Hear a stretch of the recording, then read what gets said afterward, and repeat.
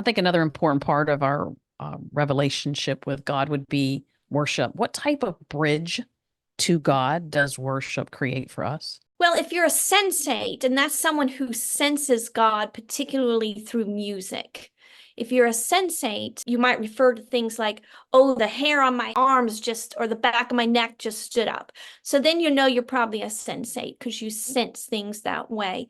So worship, because of the music and the way God has wired our brains, it bypasses some of the walls we might have around our heart. Something about music and sounds can bypass those walls. So for some people, that is a particular style of music.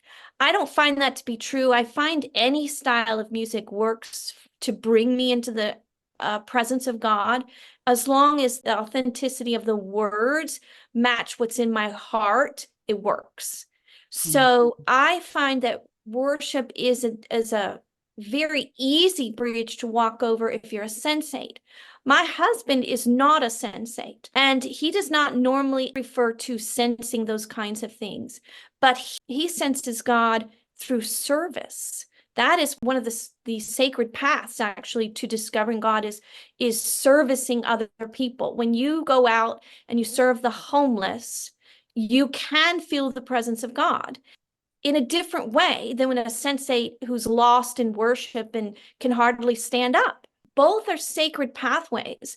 Nature is another one. I had a wife recently tell me that her marriage is healing because for years she was kind of after her husband to experience God like she did in the church. And he's a hunter and he has never experienced God's presence manifest inside of four walls. But out there on the deer stand for 12 hours, I guess he does. And when I think about it, he's absolutely correct.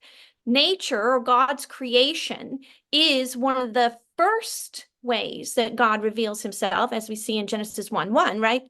So he's very present in his creation. Now, we don't worship the creation.